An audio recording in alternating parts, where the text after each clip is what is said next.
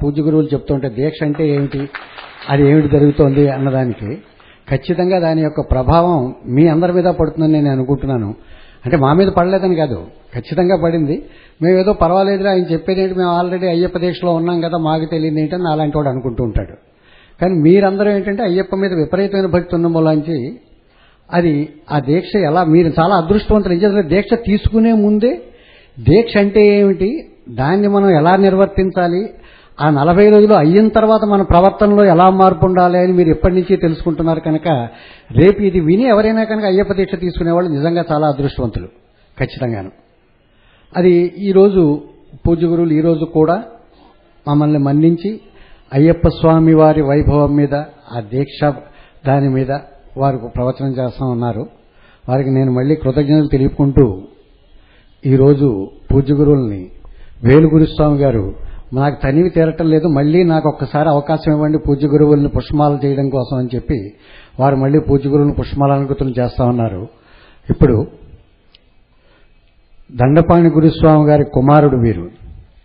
వారు వదిలి వెళ్లిన ఈ అయ్యప్ప దీక్షా పరంపరను వీరు కొనసాగిస్తూ వారికి తగ్గ సేవ వారి మటుకి ఖచ్చితంగా ఈ జిల్లాలో చేస్తున్నారని నేను ఖచ్చితంగా చెప్పగలను. ఇప్పుడు పూజ్య గురువులు వారు పుష్పమాలంకృతులు చేస్తారు. అవును, వారి అన్నదమ్ములు అందరిలోనూ కూడా వారి నాన్నగారు వీరికే ఉపదేశం చేసి ఆ గురుస్థానం వీరికి ఇచ్చారు. అయ్యప్ప గురుస్థానం వేలుగురుస్వామి గారికి. వారు ఖచ్చితంగా సక్రమంగా దాన్ని నిర్వర్తిస్తున్నారని మనం అందరం ఖచ్చితంగా చెప్పచ్చు. ఎందుకంటే నేను వారితో నాకున్న సాన్నిహిత్యాన్ని వేలుగురుస్వామి గారితో ఉండడానికి 365 రోజులు నేను వారితో కలిసి చూస్తుంటే తూచా తప్పకుండా అయ్యప్ప అనేవాడు దీక్ష ఎలా చేయాలి అనే దాంట్లో వారు ఏ విధమైన తేడా లేకుండా సక్రమంగా నిర్వర్తిస్తుంటారు. అంచేతే ఇలాంటి వాళ్ళందరినీ మనం గురుస్వాముల కింద మనం అనుకుంటూ మనం దీక్ష తీసుకుంటున్నాం. ఇప్పుడు అలాగే ఈ ఆలయ ధర్మకర్త గారైన ఆర్వి రాయనం గారు ఇప్పుడు పూజ్య గురువులు పుష్పమాలంకృతం చేస్తారు.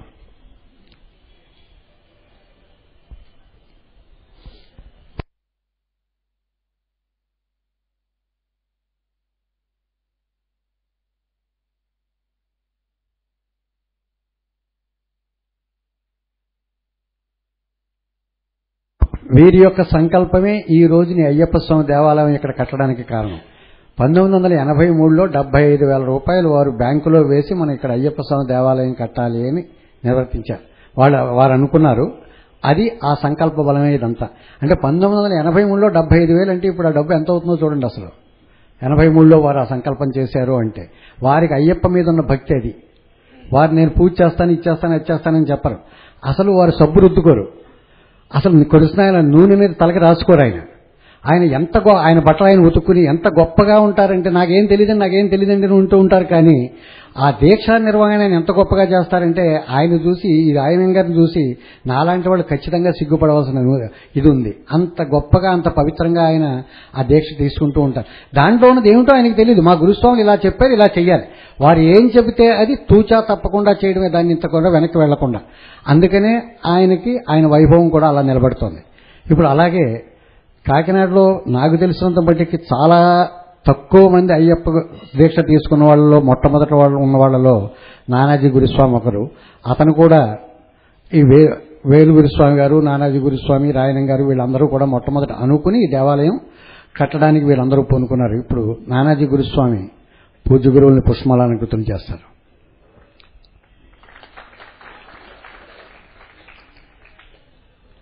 ఇప్పుడు పూజ్య గురువులు శిష్యుడు అభిమాని ఇప్పుడు అయ్యప్ప దీక్ష తీసుకుంటున్న విజయ్ కుమార్ గారు ఇప్పుడు పూజ్య గురువులు పుష్పమాలంకృతం చేస్తారు.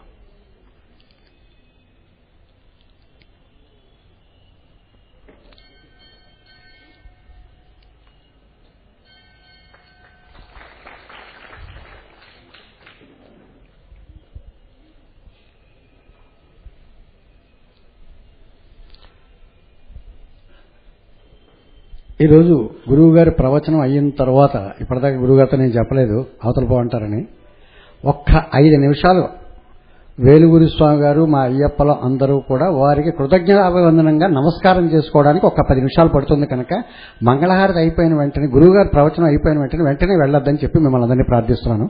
ఒక్క 5 నిమిషాలు టైం తీసుకుంటాం. ఈరోజు పూజ్య గురువుల ప్రవచనం చేయవలసిందిగా వారి పాదములు బట్టి ప్రార్థిస్తున్నాను. శుక్లాంబరధరం విష్ణుం శశివర్ణం చతుర్భుజం ప్రసన్నవదనం ధ్యాయేత్ సర్వవిఘ్నోపశాంతయేత్. గురుర్బ్రహ్మా గురుర్విష్ణుః గురుర్దేవో మహేశ్వరః గురుః సాక్షాత్ పరబ్రహ్మ తస్మై శ్రీ గురవే నమః.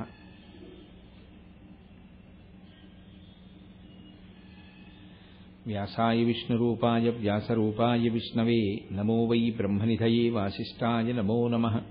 కూజంతం రామ రామేతి మధురం మధురాక్షరం ఆరుహ్య కవితాశాఖాం వందే వాల్మీకికోకిలం. శ్రుతిస్మృతిపురాణానాం ఆలయం కరుణాలయం నమామి భగవత్పాదశంకరం లోకశంకరం. వాగర్ధావివ సంపృక్తౌ వాగర్ధప్రతిపత్తయే జగతః పితరౌ వందే పార్వతీపరమేశ్వరౌ. సూక్తిం సమగ్రేతున స్వయమేవ లక్ష్మీః శ్రీరంగరాజమహిషీ మధురైః కటాక్షైః వైదగ్ధ్యవర్ణగుణగుంభనగౌరవైర్యాం కండూలకర్ణకుహరాः కవయోధయంతి.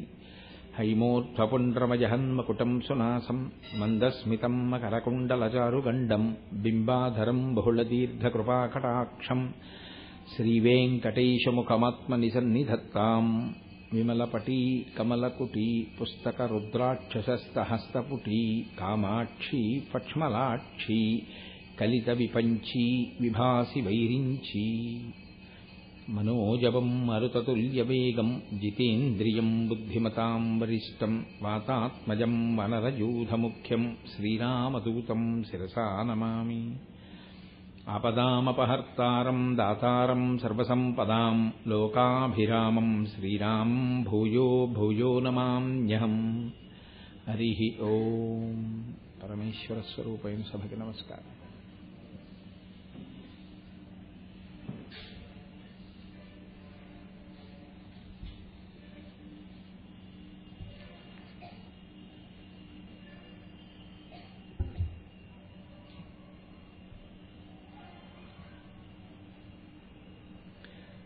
నేను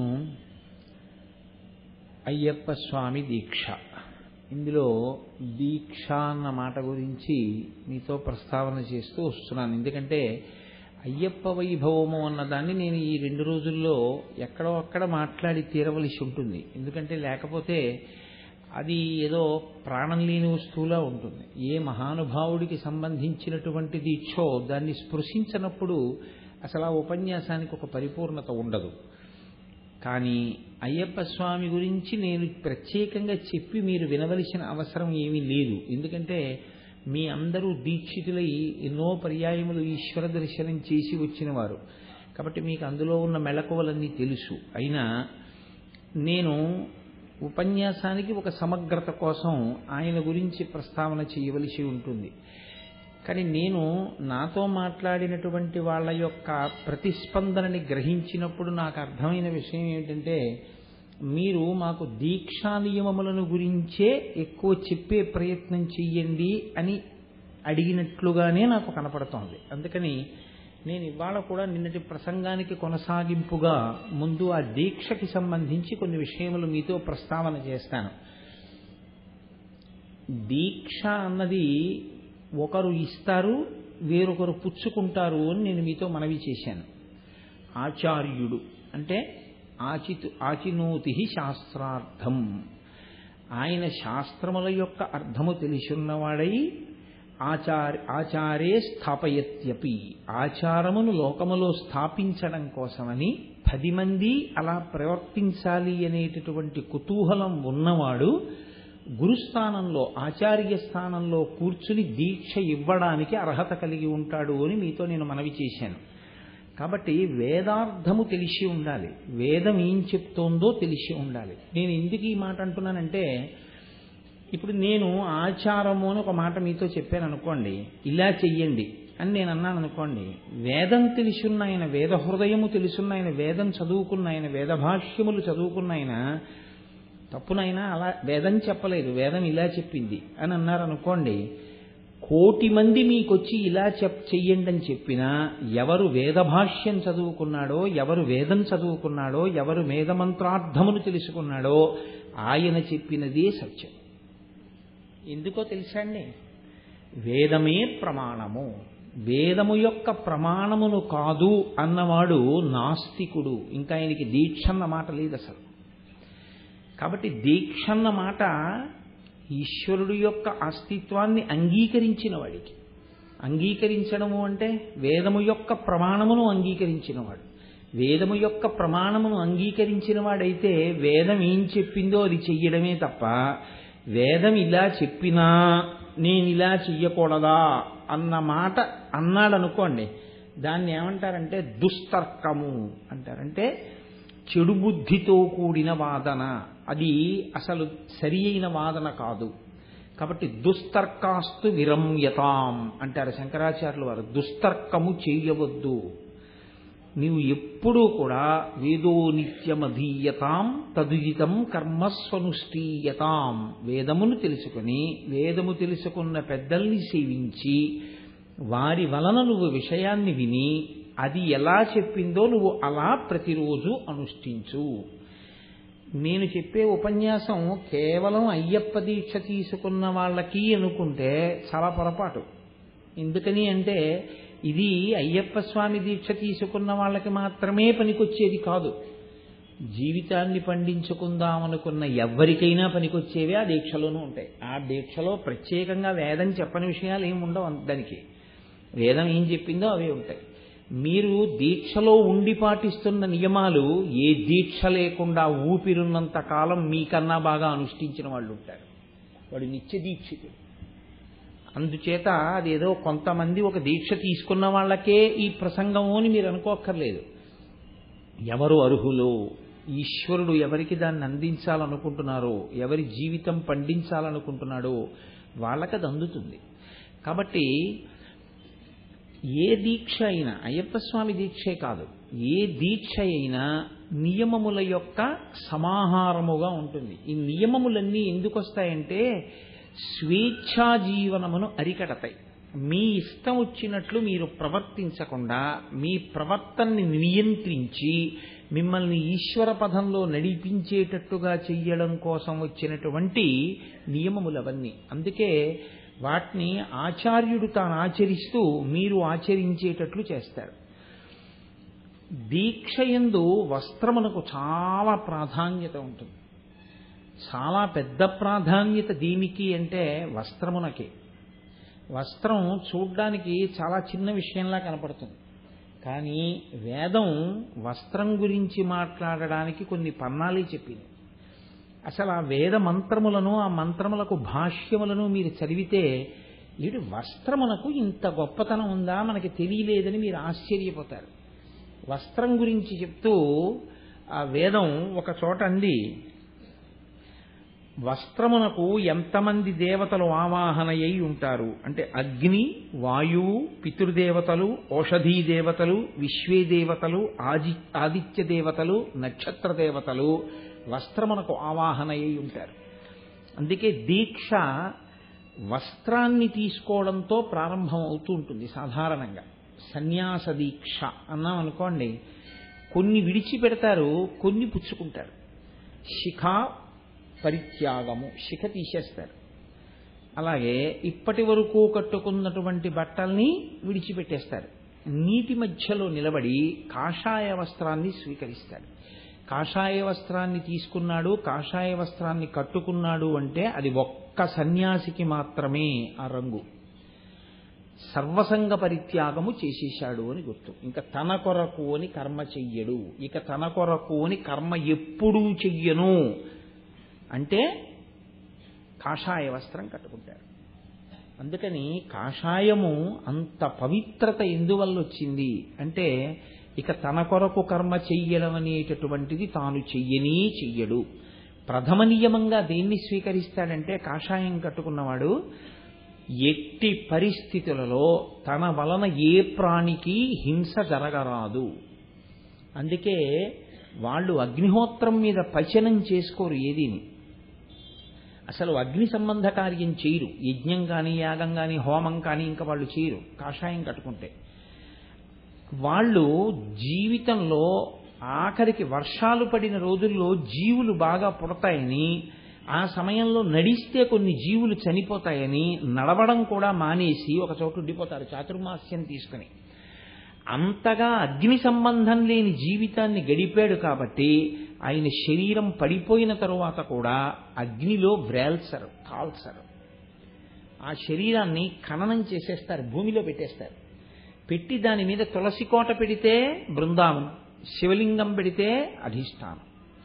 అందుకని బృందావనము అధిష్టానము దాన్ని బట్టి వస్తాయి. కాషాయము అంత పవిత్రమైనటువంటి వస్త్రము కాబట్టి కాషాయ వస్త్రమును వేరొకరు దాల్చడం అన్న సమస్య ఉండదు అసలు. కాషాయము కేవలము ఆశ్రమమునకు మాత్రమే. అలా మనం కట్టుకునేటటువంటి, ప్రత్యేకించి గృహస్థు కట్టుకునేటటువంటి వస్త్రాన్ని లేదా బ్రహ్మచారి కట్టుకునేటటువంటి వస్త్రాన్ని దేవతలందరూ ఆవహించి ఉంటారు. వస్త్రమును కట్టుకోవడానికి, వస్త్రం కట్టుకుని పని చేయడానికి వేదం కొన్ని నియమాలు విధించింది. స్వాధ్యాయ హోమ దానీషు భుక్త్వా ఆచమనయోస్తథా. ఉత్తరీయం లేకుండా ఎప్పుడూ కూడా ఈ 5 పనులు చెయ్యడాన్ని శాస్త్రం అంగీకరించదు. ఒకవేళ ఎవరైనా ఉత్తరీయం లేకుండా పని చేశారనుకోండి, మహాదోషం కింద వేస్తుంది శాస్త్రం. అంటే ఏమనుకుంటాడంటే నేను బాగా దీక్ష చేస్తున్నాను అనుకుంటాడు. కానీ ఈశ్వరుడు దేని కింద లెక్కలోకి వేస్తుంటాడో తెలుసా అండి? ప్రతిరోజు మహాపరాధం చేస్తున్నాడు అని ఖాతాలో వేస్తాడు. ఎందువల్ల వేస్తాడు అంటే ఒక్కటే కారణం, మీరు దీక్ష చేశారా అన్నది కాదు, దీక్షా నియమములను పాటించారా అన్నది ప్రధానం. మీరు నియమములు పాటిస్తే దీక్ష తప్ప నాకు తెలియదండి అంగీకరించారు. మీరు తెలుసుకు తీరవలసింది, అందుకే గురుముఖత ఇస్తారు. ఆచార్యముఖేనా దీక్ష ఎందుకు ఇస్తారంటే మీరు నియమాలు కనుక్కుని పాటించాలి అని. మీరు కనుక్కుని పాటించకుండా దీక్ష చేస్తే నేను చేస్తానని చెప్పి చెయ్యకపోగా మహాపరాధములు చేసినటువంటి పాపమే పడుతుంది ఖాతాలోకి. ప్రత్యేకించి ఒక సామాన్యుడు ఉన్నాడు అనుకోండి, ఆయనకి తెలియలేదు, తెలుసుకున్నప్పుడు మారాడు, అది పర్వాలేదు. ఒక దీక్షా స్వీకారం చేస్తే మాత్రం గురు సంపర్కం ఉంది, గురువు గారు ఉన్నారు, అడిగి తీరాలి. అడిగి తెలుసుకుని, అందుకే మండలం రోజులు ఇస్తారు, గురువుతో కలిసి ఉండి నేర్చుకో అది. బట్టి స్వాధ్యాయ, వేదం చదువుకుంటున్నా లేదా వేద సంబంధమైనటువంటి దాన్ని వింటున్నా ఎడమ భుజం మీద ఉత్తరీయం లేకుండా వినకూడదు, చదువుకోకూడదు. ఎడమ భుజం మీద ఉత్తరీయం వేసుకుని ఉండి తీరాలి. దాన్ని ఇలా వేసుకుంటానండి, ఇలా తిప్పుకుంటానండి కుదరదు. ఒక్క ఈశ్వర కార్యం చేసేటప్పుడు ఉత్తరీయాన్ని తిప్పితే ఒక్క కుడి చంక కింద నుంచి తీసి, ఎక్కువ పని కుడి చేత్తో చేస్తాం కాబట్టి అడ్డు రాకుండా కుడి చేతిని స్వేచ్ఛగా వదిలిపెట్టడానికి కుడి చంక కింద నుంచి వస్త్రాన్ని తీసి ఎడంభుజం మీదకి వెయ్యాలి. ఎడంభుజం మీద పడాలి తప్ప కుడి భుజం మీదకి కాని ఉత్తరీయం పడిందో తద్దినం పెట్టేవాళ్ళు వాళ్ళు చేసే పనితో సమానం. అందుకే యజ్ఞోపవీతాన్ని కుడి భుజం మీదకి తీసుకొస్తే ధర్మోదకాలు ఇస్తారు. ఎడంభుజం మీదకుంది అంటే వాడు మంగళ కార్యంలో ఉన్నాడు అని గుర్తు, ఈశ్వర సంబంధమైన పనిలో ఉన్నాడు అని గుర్తు. ఏమిటంటే ఒక్క ఎడంభుజం మీద తప్ప ఉత్తరీయం ఇంకొకలా వేసుకోవడానికి వీలు లేదు. స్వాధ్యాయమునందు, హోమమునందు, యజ్ఞము కాని యాగము కాని హోమము కాని చేస్తుంటే ఎప్పుడూ ఎడంభుజం మీదే ఉత్తరీయం ఉండాలి. అది అలవాటు అయిపోతుంది కొన్నాళ్ళకి మీరు ప్రారంభం చేస్తే. దానీషు, ఎవరికైనా ఏదైనా సమంత్రకంగా దానం చేస్తుంటే ఉత్తరీయం ఎడంభుజం మీద ఉండాలి. భుక్త్వా, అసలు చాలా మంది 195 మంది దీక్షితులు ఈ నియమాన్ని పాటించరు. నేను లోపలికి వెడుతుంటాను, అప్పుడప్పుడు వెడుతున్నప్పుడు నేను చూస్తూ ఉంటాను. వారికి తెలియకపోవడం దోషం అని నేను అన్ను, కానీ వారు తెలుసుకు తీరాలి అని నేను అంటాను. పదార్థాన్ని తీసుకునేటప్పుడు, అంటే ఏదైనా భోజనం కానీ ఫలహారం కానీ తీసుకునేటప్పుడు పైన ఏమీ ఉండడానికి వీల్లేదు. చొక్కా కానీ బనీన్ కానీ ఏమీ ఉండకూడదు. ఒక్క ఉత్తరీయం మాత్రమే ఎడంభుజం మీద ఉండాలి. పురుషుడు పైన ఏ వస్త్రము లేకుండా చొక్కా బనీను తీసేసి పైన ఉత్తరీయం ఎడంభుజం మీద వేసుకుని అప్పుడు మాత్రమే పదార్థమును తీసుకోవాలి. పదార్థాన్ని తీసుకునేటప్పుడు నిశ్శబ్దంగా తీసుకోవాలి. దీక్షితుడు పదార్థమును తీసుకుంటున్నాడు అని గుర్తేమిటో తెలుసా అండి? ఉంటే ఈశ్వర సంబంధమైన పారాయణ చేస్తారు, ఉపనిషత్ పారాయణ చేస్తారు. సాధారణంగా దీక్షితుడు భోజనం చేస్తే ఉపనిషత్ పారాయణం చేస్తారు. లేకపోతే కనీసంలో కనీసం ఏదో భగవత్ సంబంధమైన విషయాలు చర్చ కానీ, అంటే ఆయన మాట్లాడ్డ సమయంలో ఇతర విషయములను ఎవరైనా పెద్దలు కూర్చుని మాట్లాడుతుండడం, ఏమైనా కీర్తనలు వినడం చేస్తూ మౌనంగా స్వీకరించాలి. దేని రుచి మాట్లాడకూడదు. ఎందుకనంటే మీరు ఈశ్వరుడికి నివేదన చేశారు. తీసుకునేటటువంటి ఆహారం 4 నియమములతో ఉండాలి. మితాహారమై ఉండాలి. తిన్న తర్వాత ఆవలింత రాకూడదు దీక్షలో. ఒకటి మితాహారము, సాత్వికాహారము, అది పరమసాత్వికమైనదై ఉండాలి. అందులో కించిత్ కూడా దాహాన్ని పుట్టించేటటువంటి గుణం ఉండకూడదు తీసుకున్న పదార్థంలో. అంటే అంతగా మసాలాల్లాంటివి తగలనటువంటి పదార్థమై ఉంటుంది అది. మితాహారము, సాత్వికాహారము, దైవర్పితాహారము. ఈశ్వరుడికి నివేదన చెయ్యకుండా తీసుకోకూడదు. యజ్ఞోపవీతం ఉన్నవాళ్ళైతే సత్యం తప్పేన పరిశించామి అని నివేదన మంత్రం చెప్పి నీళ్లు తిప్పి ప్రారంభం చెయ్యాలి. యజ్ఞోపవీతం లేకపోతే ఈశ్వరుడికి దాన్ని అర్పణ చెయ్యాలి. పరమేశ్వరుడికి ముందు సమర్పణం చేసి ఆ తర్వాత ఈశ్వరోచ్ఛిష్టంగా మీరు దాన్ని తీసుకోవాలి. అది పరమేశ్వరుడు చూసి చెయ్యి వేసి విడిచిపెట్టిన పదార్థము. సర్వేశ్వరుడే తిన్నాడు, ఉప్పు తక్కువైందో కారం ఎక్కువైందో నీకెందుకు ఇప్పుడు దాని సంగతి? అందుకే పూర్తిగా అయిపోయేంత పర్యంతము రుచి విషయం మాట్లాడకూడదు. మాట్లాడకుండా తినేసి తదనంతరం అయిపోయిన తర్వాత ఏమి రాగద్వేషాలు లేకుండా, అయ్యో వాళ్ళు ఉప్పే లేదు ఇవ్వాలని చెప్పి కోపం లేకుండా, అయ్యా మిగిలిన వాళ్ళు పదార్థాన్ని స్వీకరిస్తారు కదా, ఇవాళ మీరు పెట్టినటువంటి పదార్థంలో కొద్దిగా ఉప్పు తక్కువైంది, మీకు వీలైతే కొద్దిగా ఉప్పు కలపండి అని చెప్పి వెళ్ళిపోవాలంతే. మరి రుచి కోసం వెంపర్లాడడం అన్నది చెయ్యకూడదు. మీరు ఈశ్వరార్పణం చెయ్యడము అన్న మాట వచ్చినప్పుడు నిలబడి ఈశ్వరార్పణం చేయకూడదు కదా. నిలబడి మీరు చేత్తో పట్టుకుని మీరు ఈశ్వరుడికి అర్పణ చేయకూడదు. కాబట్టి మీరు కూర్చోవాలి, మీరు కూర్చుని చెయ్యాలి. మీరు కూర్చుని చేసేటప్పుడు మీరు మధ్యలో లేచారనుకోండి, ఇక అంతే, ఇంకా మళ్ళీ తీసుకోకూడదు పదార్థం, అక్కడతో అయిపోయింది అంతే ఆ భోజనం. అందుకే పెద్దలు పలహారం చేసే సమయాల్లో, భోజనాలు చేసే సమయాల్లో అసలు ఇళ్ళకి వెళ్ళకూడదు. ఎందుకంటే ఆయన లేచిపోయాడు, నీ ఖాతాలో వేస్తారు ఆ పాపం. ఆయన సగమన్నం తిన్న పాపం నీ ఖాతాలోనే పడిపోతుంది. అందుకని వెళ్ళకూడదు, లేపకూడదు. దీక్షితుడు భోజనం చేసినా, దీక్షితుడు పలహారం చేసినా మధ్యలో ఎప్పుడూ లేవకూడదు, ఏమీ మాట్లాడకూడదు. మౌనంగా పదార్థాన్ని స్వీకరించాలి. ఈశ్వరుడు గురించి మననం చేసుకుంటూ పదార్థ స్వీకారం చెయ్యాలి. మీరు ఒక విషయం ఆలోచించండి, మీరు ఈశ్వరుడికి నైవేద్యం చేస్తున్నారు కదా, మీరు ఈశ్వరుడికి నైవేద్యం చేసేటప్పుడు ఉచ్ఛిష్టాన్ని నైవేద్యం చేస్తారా? ఎంగిలి నైవేద్యం పెట్టం మనం శాస్త్రంలో. ఎంగిలి నైవేద్యం పెట్టకుండా ఉండాలి అంటే ఒక్క మార్గం ఉంటుంది. మీరు ఇతపూర్వం ఆ పదార్థాన్ని ఇంకోళ్ళు తినలేదు అన్నది నిశ్చయం చేసుకుని తినగలిగితేనే మీరు తినాలి. మీకు అలా నిశ్చయం కాదు అని అనుకున్నారనుకోండి, మీరు అలా తినడానికి వీల్లేదు, శాస్త్రం అంగీకరించదు. నేను వేద హృదయాన్ని చెప్తున్నాను, మీరు కాదు, ఎవరైనా అంతే. ఒక అయ్యప్ప స్వామి దీక్ష తీసుకున్న వ్యక్తి హోటల్కి వెళ్ళి తిన్నాడు అనుకోండి, మొట్టమొదట వేసినటువంటి ఇడ్లీవాయి తీసుకొచ్చి మీకు పెట్టరుగా, అతను శౌచంతో తీసుకొచ్చి మీ పళ్ళెల్లో పెట్టడుగా. మీరు ఈశ్వర నివేదన చెయ్యడానికి యోగ్యమైన రీతిలో కూర్చుని నివేదన చెయ్యలేరుగా.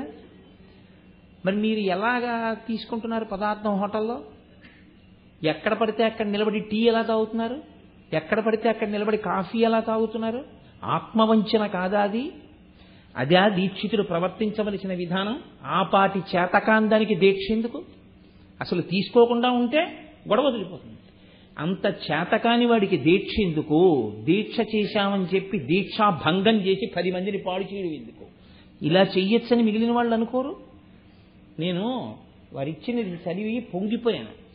దండపాణి గురుస్వామి గారు ఎవరినైనా తనతో యాత్రకి తీసుకుని వెడితే వంట బ్రాహ్మణులను పెట్టి వండించి అందరూ కలిసి తినేటప్పుడు ఒక పంక్తి అయ్యాక రెండో పంక్తి వేస్తారు. అప్పుడు మొదటి పంక్తి తిన్న ఉచ్ఛిష్టం రెండో పంక్తికి రాదా అని మీకు అనుమానం రావచ్చు.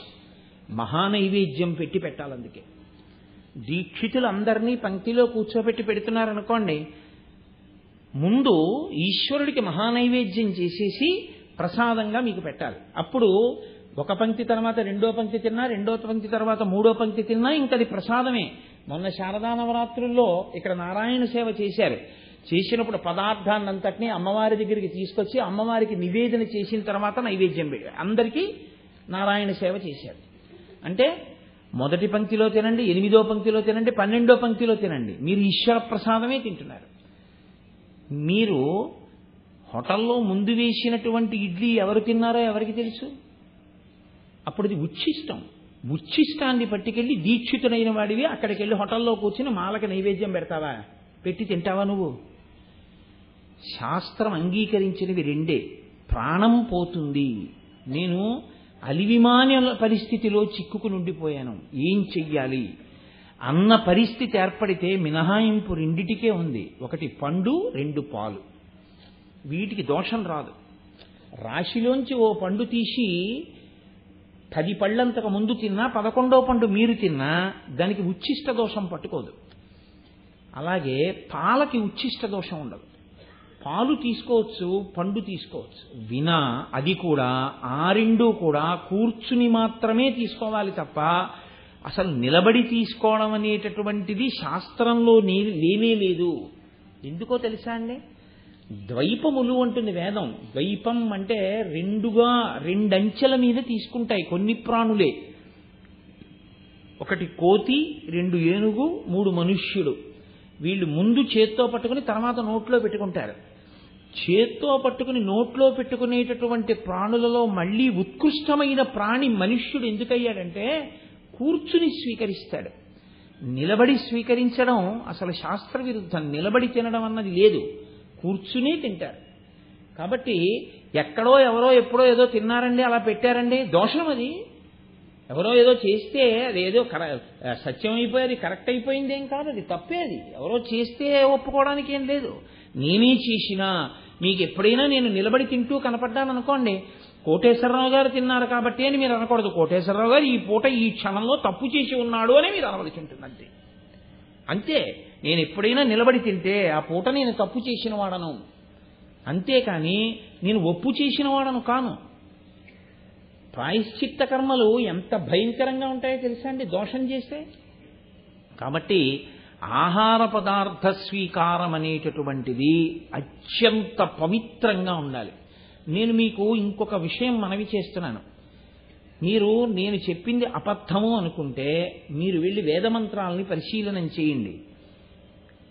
యజమాని అంటే పురుషుడు బయటికి వెళ్ళి ఏదైనా కష్టపడి ద్రవ్యాన్ని తీసుకొచ్చి రాజద్వారాన్ని దాటి లోపలికి వచ్చాడనుకోండి జేబులో పెట్టుకుని, ఆ డబ్బు ఎవరిదో తెలుసా? మీది కాదు, మీ ఇల్లాలిది. శాస్త్రంలో మీ ఇంటిలో ఉన్న సమస్త ఐశ్వర్యము ఆవిడిది, ఆవిడ యజమానురాలు. అందుకే ఇల్లాలు అంటారు. ఇల్లాలు అంటే ఇప్పుడు మా ఇంట్లో కుర్చీలు ఉన్నాయి, నావి కావు శాస్త్రంలో, అవి నా భార్యవి. నేను సంపాదించినా కూడా నేను జేబులో పెట్టుకుని గడప దాటి లోపలికి రాగానే అది ఆవిడిదే. మా ఆవిడికి చెప్తే ఇవ్వనివ్వదండి అని నేను 10,000 రూపాయలు తీసుకెళ్లి బీరువాలో జాగ్రత్తగా ఒబ్బిడిగా దాచి మళ్ళీ మా ఆవిడికి తెలియకుండా 10,000 పట్టుకెళ్ళి ఎవరికో ఇచ్చారనుకోండి ఉపనయనం చేసుకోమని, ఇప్పుడు ఆ పుణ్యం నా ఖాతాలో పడుతుందా మా ఆవిడ ఖాతాలో పడుతుందా అంటే వేదం ఏం చెప్పిందో తెలుసా? ఇద్దరికీ సగం సగం అంది. ఆవిడ డబ్బే పట్టుకెళ్ళి ఇచ్చేవాడు. ఆవిడ ఒప్పుకుందా ఒప్పుకోలేదా వేరు, గడప దాటి లోపలికి వెళ్ళావు ఆవిడిదే. బయట పెట్టి లోపలికి వెళ్తానని అంటావేమో, నువ్వు లోపలికి వెళ్ళి బయటకు వచ్చావు. కాబట్టి అన్నీ ఆవిడవే, ఇల్లాలివే. ఆవిడ స్థానం లక్ష్మీ స్థానం అండి మీ జీవితంలో, గృహస్థాశ్రమంలో. అందుకే పీటల మీదకి నడిచి మగవాడెడతాడు, ఆడది పీటల మీదకి నడిచి రాకూడదు. ఆడపిల్ల ఎంత లావుగా ఉండనివ్వండి, నడిచి పీటల మీదకి రాకూడదు. ఎందుకంటే ఆయన జీవితంలోకి లక్ష్మి నడిచి రాదు. లక్ష్మి అంటేనే పెద్ద ఐశ్వర్యం. ఆవిడ నడిచి రావడం ఏంటి? ఆవిడ తామర పువ్వులోనే వస్తుంది. అందుకే మేనమామలు తామర పువ్వు లాంటి గంపలో పెట్టి ధాన్యం పోసి కూర్చోపెట్టి తెచ్చి పీటల మీద పెడతారు. కాపరానికి తీసుకెళ్లేటప్పుడు అతనికి వాహనం లేకపోతే ఉత్కృష్టమైన సేవ ఏమిటో తెలుసా అండి? మీకు కారు ఉంటే కొత్తగా కాపరానికి వెళ్ళే వాళ్ళకి కారు ఇవ్వాలి, తీసుకెళ్ళవా మీ ఆవిడ కాపరానికి. వాహనంలోనే తీసుకెళ్ళాలి కాపరానికి. మొట్టమొదట ఇల్లాల్ని తీసుకెళ్లేటప్పుడు మొట్టమొదటి చెప్తాడు, జీలకర్ర బెల్లం పెట్టేటప్పుడే చెప్తాడు, ఇక నీవు యజమానురాలివి ఇంటికని చెప్తాడు. అన్నీ ఆవిడవి. ఆవిడికి మీరు అగ్ని సమక్షంలో ఒక మంత్రం చెప్పి ఆవిడ్ని స్వీకరించారు. ధర్మేచ, ధర్మమునందు నిన్ను నేను అతిక్రమించను అని చెప్పారు. మీరు ధర్మాన్ని పట్టుకుంటున్నారు. ఈశ్వరుణ్ణి చేరడానికి ధర్మముల యొక్క సమాహారమే దీక్ష. మీ ఆవిడికి అందులో భాగం లేదని ఎవడు చెప్పాడు మీకు? మీరెవరు తీసేయడానికి? అసలు చెప్పగలిగిన మొనగాడెవరు? వేదం కన్నా గొప్పది లేదని నేను మీకు ముందే చెప్పానుగా. ఎవరూ సరిపోరు. ఒకవేళ ఎవడైనా నేను సరిపోతాననుకుని చెప్తే వాడు తప్పు చెప్తున్నాడు. తప్పవాడు చెప్పింది సత్యం అవదు. ఎందుకంటే వేదమా సత్యం, నువ్వా సత్యం చెప్పేది? నువ్వు చెప్పింది సత్యం అవదు, వేదం చెప్పింది సత్యం అవుతుంది. వేదం ఈశ్వరుడు ఊపిరి. ధర్మమునందు నువ్వు నిలబడినప్పుడు నీకు పరిచర్య నీ భార్యయే చెయ్యాలి. ధర్మేచాను స్వీకరించావు. ఆమె నీకు పచనం చేసి పెడుతుంది. ఏమిటి నీకు కష్టం? నీకేం కష్టం ఉండదు. ఆవిడ అందుకే ఉంది. ఆవిడ ఎలా తరిస్తుంది? మీరు బాగా జ్ఞాపకం పెట్టుకోండి. ఆడదానికి పూజ లేదు శాస్త్రంలో. ఆడదానికి పూజ లేదు. నేను యథార్థం చెప్తున్నాను మీతో. ఆడవాళ్ళకి నిత్య పూజ లేదు. అందుకే మీకు సంకల్పాలన్నీ ఏమనుంటాయో తెలుసా అండి? ఆత్రేయస గోత్రస్య కోటేశ్వరరావు శర్మ నామధేయస్య ధర్మపత్ని సమేతస్య అని ఉంటుంది పక్కన. ఏ సంకల్పం చూడండి, ధర్మపతి సమేతస్య అని ఉండదు. ధర్మపత్ని సమేతస్య అని ఉంది అంటే అర్థం ఏంటి? మొగాన్ని చేయమనా ఆడదాన్ని చేయమనా పూజ? యజమాని చెయ్యాలి.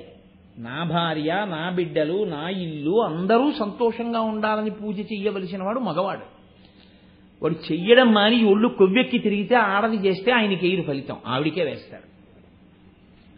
నేను ధర్మశాస్త్రం చెప్తున్నానండి, నేనేం అబద్ధం చెప్పట్లేదు. యజమాని చేశాడనుకోండి, ఆయన చేసిన దాంట్లో సగం ఆవిడికేస్తారు. మీరు చేసిన దీక్షలో మీరు ఇంటికి వెళ్ళినా వెళ్ళకపోయినా సగం ఫలితం ఆవిడిదే. మీరు సరిగా చేయకపోయినా సరిగా చేస్తే ఎంత ఫలితమో అంత ఫలితం ఆవిడికేస్తారు. తప్పులు ఏమైనా ఉంటే మీకేస్తారు. అంతే ధర్మశాస్త్రం అండి. అలా ఎందుకని అడిగారు? ఎందుకని చెప్పిందో తెలుసా అండి వేదం? అసలు నీ శరీరం ఉంటే కదూ నువ్వు పూజ చేయడం. నువ్వు వెళ్ళి పూజ చేసుకుంటుంటే బయటికి వచ్చేటప్పటికి నీకు ఇడ్లీ పెట్టింది ఎవరు? నీ ఆవిడ కదూ. నువ్వు పూజ చేసుకుంటుంటే నీకు నైవేద్యం తెచ్చిపెట్టింది ఎవరు? నీ ఆవిడ కదూ. నీ ఇంటి ఇల్లాలు లక్ష్మి. ఆవిడ ఇంట్లో తిరగబట్టి కదూ ఐశ్వర్యం. ఆవిడ ఉండబట్టి కదూ అసలు ఎడం భుజం మీద నువ్వు ఉత్తరీయం వేసుకోవడం. ఆవిడ లేకపోతే ఉత్తరీయం వేసుకోవడానికి వీల్లేదు. భార్యాహీనుడు ఏ కార్యం చేయడానికి అనర్హుడు. అసలు నువ్వు చేస్తున్నావంటే ఆవిడ ఉంది కాబట్టే. ఒకవేళ ఆవిడ పక్కన లేదు, కారణాంతరముల చేత పక్కన లేదు, లేకుండా నువ్వు చేయవలసి వచ్చింది. అత్యంత భయంకరమైన ప్రదేశం. అక్కడికి ఆడవాళ్ళని తీసుకెళ్ళడం కూడా కుదరదు అన్నారు అనుకోండి. నేను ఒకప్పుడు అటువంటి ప్రదేశానికి దానికి వెళ్ళి ఒక కార్యం చేయవలసి వచ్చింది. నన్ను చాలామంది ఏం చెప్పారంటే, అయ్యా మీరు మీ భార్యని తీసుకెళ్ళకండి, అది సరైన ప్రదేశం కాదు, చాలా ప్రమాదకరమైన ప్రదేశం. మీరు సాహసించి తీసుకెడితే ఉత్తర క్షణంలో ఎవరో జీపేసుకొచ్చి ఎత్తుకుపోయినా ఎత్తుకుపోతారు. అటువంటి ప్రదేశం కాబట్టి మీరు తీసుకెళ్ళకండి. కానీ నాకు అక్కడికి వెళ్ళి ఒక కార్యం చెయ్యాలనుంది. మరి ఎలా? మీ ఆవిడ జాకెట్ బట్ట బొడ్డులో పెట్టుకుని వెళ్ళడమే. మీ ఆవిడ పక్కన ఉన్నట్టే జాకెట్ బట్ట పెట్టుకోనండి అన్నారు అనుకోండి, చేయడానికి వీల్లేదు, పెట్టుకునే వెళ్ళాలి. వేదం అలా చెప్తుంటే మీ భార్య వండి నైవేద్యానికి తీసుకురావద్దని మీకు చెప్పినవాడెవరు? అలా చెప్పడానికి సరిపోయేవాడెవరు? అసలు ఆవిడ లక్ష్మీ స్వరూప. ఆవిడ వండి తెచ్చి పెడుతుంది, మీరు నివేదన చెయ్యాలి. ఆవిడ వండిది ఆవిడ్ని చూస్తే నేను భయపడిపోతానండి, నా ఇంద్రియములు విచలితమైపోతాయండి అంటే ఇంకా దీక్ష ఏం చెయ్యలో నువ్వు? నీకు తోడుపడవలసింది ఆవిడ ధర్మమునందు. అసలు ఎంత హాస్యాస్పదమైన మాటలు ఆ మాటలు. దానికి ప్రామాణ్యం ఏమిటి? ఎక్కడి నుంచి చెప్తావు ప్రమాణం చెప్పమంటే? మనం ఒకటి చేస్తున్నామంటే దంపతుల యొక్క అభ్యున్నతిని ఆశించి చెప్పాలి. ఆ ఇంట్లో యజమాని ఒక్కడి అభ్యున్నతి ఉండదు, మీరు జ్ఞాపకం పెట్టుకోవాలి. యజమాని అభ్యున్నతి అంటే యజమానురాలి అభ్యున్నతి కూడా. మీరు దీక్ష తీసుకుని 40 రోజులు ఎక్కడో ఊళ్ళోనే భోజనాలు చేశారనుకోండి, మీ పీఠం మాట ఏమిటి? దానికి మహానైవేద్యం ఎవరు పెడతారు? మహానైవేద్యం పెట్టి మీరు తినకుండా వెళ్ళిపోతే ఈశ్వరోచ్ఛిష్టం మిగిలిపోతే దోషం ఎవరిది? మహానైవేద్యం పెట్టారు, ఇంట్లో భోజనం చేయరు, ఎక్కడికో వెళ్ళి భోజనం చేస్తున్నారు. అప్పుడు మీ ఇంట్లో పెట్టకపోతే పీఠానికి మహానైవేద్యం లేదు. పెట్టి వదిలిపెట్టి ఎక్కడికో వెళ్ళి భోజనం చేస్తే మీరు పరాన్న భుక్కు, మీరు మహానైవేద్యోచ్ఛిష్టాన్ని విడిచిపెట్టేశారు. ఎలా? అందుకే పీఠం పెట్టి పూజ చేస్తే ఇంట్లోనే భోజనం చేయాలి. 99.9% కూడా ఇంట్లో పీఠానికి మహానైవేద్యం పెట్టుకుని ఇంట్లోనే మహానైవేద్యం ప్రసాదాన్ని తీసుకోవడం సర్వశ్రేయస్కరము. అలాగే చెయ్యమని శాస్త్రాలు చెప్తున్నాయి తప్ప దీక్ష అంటే ఏదో ఒక రంగు బట్టలు వేసేసుకుని ఏం చేసేసినా చలామణి అయిపోవడం దీక్ష కాదు. ఏం చెయ్యాలో అది చేస్తేనే దీక్ష. ఎలా చేసినా చలామణి అయిపోతుంది అనుకుంటే చేస్తున్న దోషాలు చూసేవాడు కూడా వాడు ఉన్నాడు, వాడు ఇవన్నీ కూడా లెక్క పెట్టుకుంటాడు. నేను అలాగే చెప్తానని తెలిసే నన్ను ఇక్కడ కూర్చోమన్నారు, అలాగే మాట్లాడతాను కాదు. కాబట్టి భుక్త్వా తినేటప్పుడు అలాగే తినాలి. కాబట్టి పైన వస్త్రం ఉండకూడదు, ఎడం భుజం మీద మాత్రమే ఉత్తరీయం ఉండాలి. ఆచమనయోస్తథా. ఆచమనం అంటే మీరు ఏదైనా ఆచమనం చాలా వాటికి చేస్తారు. నేను అందుకే మీతో మనవి చేస్తున్నది 1కి 10 మార్లు మీరు మీ ఆచార్యుడితో పంచుకోండి, కలిసి ఉండండి అని నేను అందుకే మనవి చేస్తున్నా. అయ్యప్ప దీక్ష పరిపూర్ణంగా గురువుతో కలిసి ఉండేటటువంటి సంబంధం. ప్రతి క్షణం గురువుగారి దగ్గర తెలుసుకుంటూ ఉండాలి. ఆచమనం చేస్తే ఇష్టం వచ్చినట్టు ఆచమనం చేయకూడదు. ఆచమనం అంటే చాలామంది ఏమనుకుంటారంటే 3 మాటలు నీళ్లుచ్చుకోవడం అనుకుంటారు, తప్పు. ఇలా పెట్టి అమృత మార్గాన్ని ఏర్పాటు చేసుకోవాలి. ఈ వేలు చివర వెళ్ళి ఈ వేలు మొదట్లోకి తగిలి ఈ వేలు ముగియాలి. మూస్తే దీన్ని గోకర్ణము అమృత మార్గము అంటారు ఇక్కడ ఏర్పడిన దాన్ని. అప్పుడు ఇందులో మినపగింజ ములిగినంత నీరు మాత్రమే పోసి ఓం కేశవాయ స్వాహ అని మంత్రం పూర్తయ్యాక కింది పెదవి ఒక్కటే ఈ ఎత్తుగా వచ్చిన ప్రదేశం దగ్గర తాకించి జుర్రుకున్న చప్పుడు రాకుండా నోటిలోకి పుచ్చుకొని కంఠంలోంచి నీరు జారిపోయిన తరువాత మళ్ళీ తర్వాత నామని చెప్పాలి.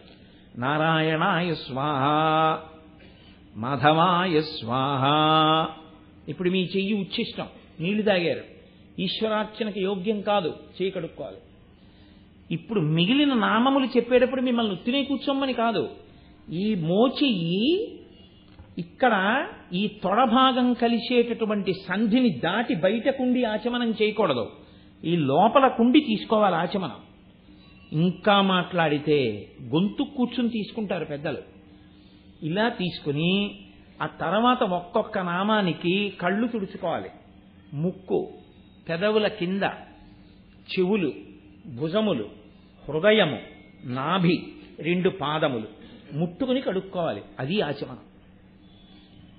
అలా చేస్తేనే ఆచమనం. అంతేగాని 3 మాటలు నీళ్లుచ్చుకుంటే ఆచమనం కాదు. నేను అందుకే మీకు మనవి చేస్తున్నది. నేను కేవలం విధానం చెప్పాను. అసలు ఆ ఆచమనం యొక్క గొప్పతనం ఏమిటో మీకు తెలియాలంటే ఒకరోజు సరిపోతుందా? మీరు మీ గురువు గారితో కూర్చోండి, చక్కగాను కూర్చుంటే వారు నేర్పుతారు మీకు. దండపాణి గురుస్వామి పొంగిపోయి నేర్పారు ఎంతో మందికి. అసలు ఆచమనం ఇలా చెయ్యాలి నాయనా అని నేర్పుతారు గురువుగారు. నేను హైదరాబాద్ వెడితే ఒకసారి నా దగ్గరికి ఒక పిల్లాడు వచ్చాడు. నేను చాలా సంతోషించాను, నాకు ఆచమనం నేర్పండి అని అడిగాడు వాడు, బ్రహ్మచారి. కాబట్టి ఆచమనం చెయ్యాలి అంటే పైన చొక్కా కాని బనీను కాని ఏమీ ఉండకూడదు. ఎడంభుజం మీద ఉత్తరీయం ఒక్కటి మాత్రం ఉండి తీరాలి. ఉండి ఆచమనం చెయ్యాలి. వికచ్చ అనుత్తరీయశ్చ నగ్నశ్చ అవస్త్రయేవచ స్పష్టంగా వేదం చెప్తోంది. పంచగా అంటే అంచులను యువతలి అంచును తీసి ఒక పక్కకి పెట్టి 5 చోట్ల నొక్కితే పంచకట్టు అంటారు. వెనక్కి ఒక అంచు తీసి కుర్చీళ్లు పెట్టి గోచి అంటారు. అంటే ముందు నుంచి వెనక వరకు తిరిగి కుర్చీళ్లు వెనక భాగంలో దోపుకోకుండా కేవలం లుంగీ కింద కట్టుకుని దీక్షితుడు తిరిగితే వాడు ఎలా ఉన్నాడని అయ్యప్ప స్వామి వేసుకుంటారో తెలుసా? వాడు నగ్నంగా గుళ్ళో తిరిగిన వాడి ఫలితం వేస్తారు వాడి కాక. నేను మన్నింపబడిదను గాక. నేను యథార్థం చెప్తున్నాను.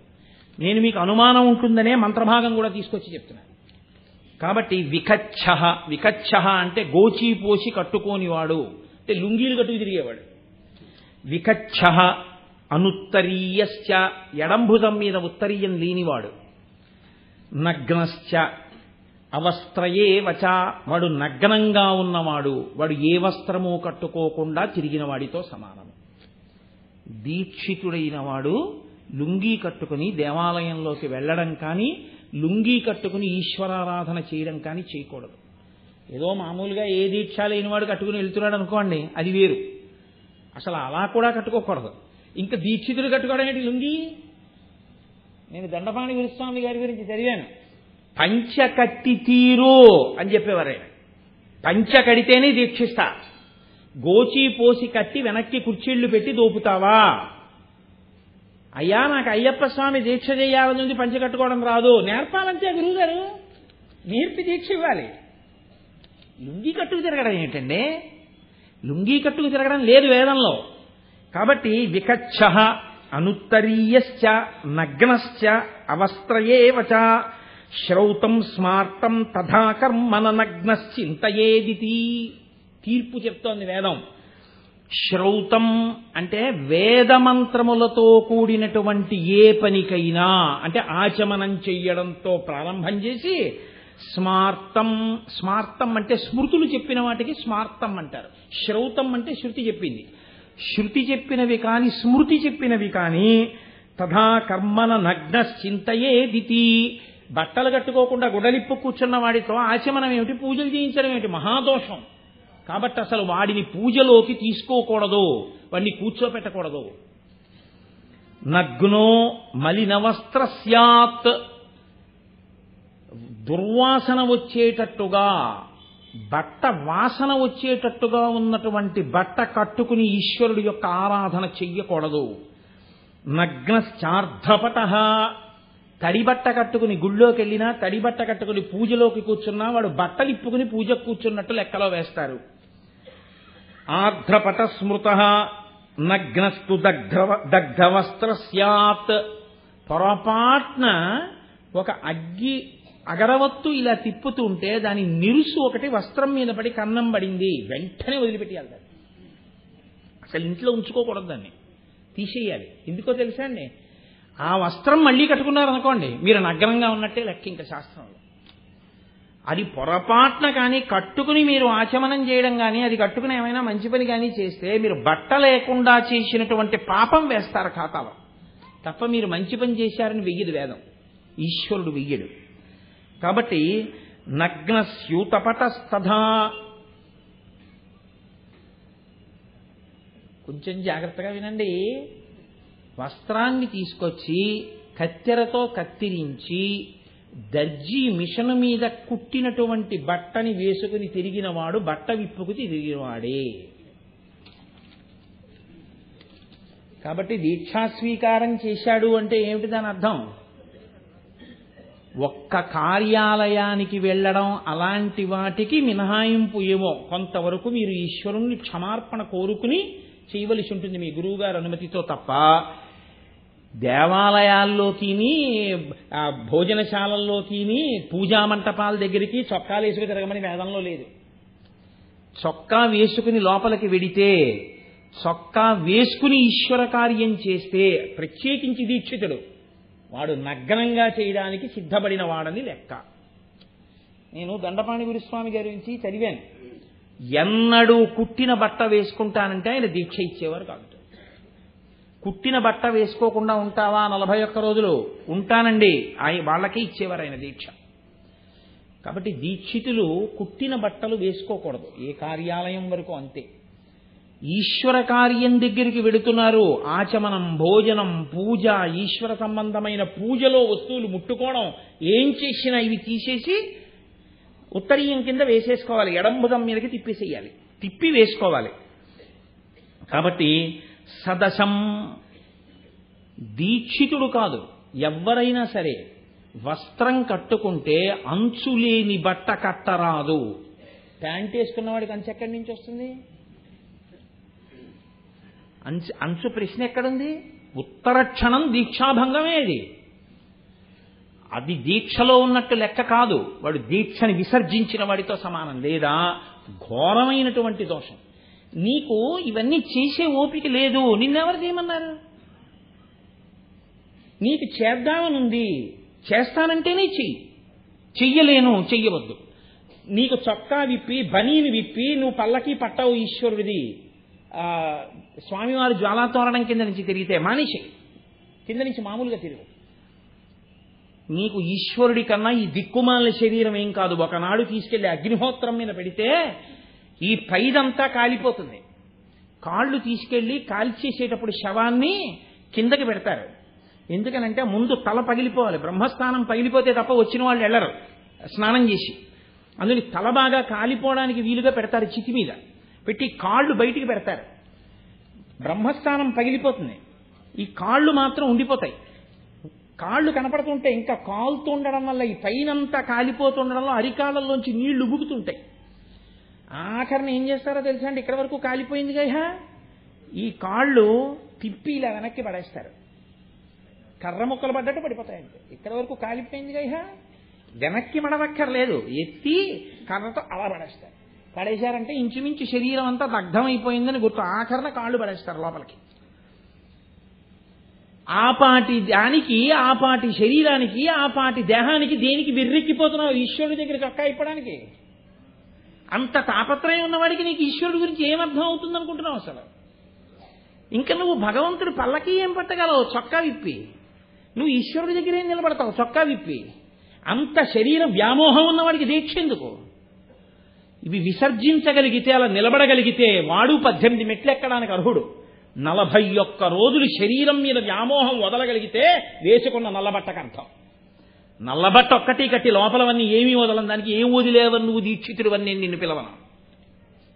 శాస్త్రం అంగీకరించద్దు. కాబట్టి సదశం అంచు ఉండి తీరాలి వస్త్రానికి. అందున ప్రత్యేకించి దీక్షితులు చాలా జాగ్రత్తగా కట్టుకోవాలి. అంచు ఉన్న బట్ట మాత్రమే కట్టాలి. అఖండం, కట్టుకున్న బట్ట ఎన్నడూ చీల్చబడినది కాకూడదు. అందుకే మీరు చూడండి, కత్తెరతో బ్లేడుతో కొయ్యవలసిన అవసరం లేకుండా ఉత్తరీయం వేరుగా ఉంది అని గుర్తేమిటో తెలుసా అండి? రెండిటికి మధ్యలో నేత దూరం పెట్టేస్తారు. దాన్ని వేలుతో ఇలా అన్నా సరే ఊడిపోతుంది ఉత్తరీయం.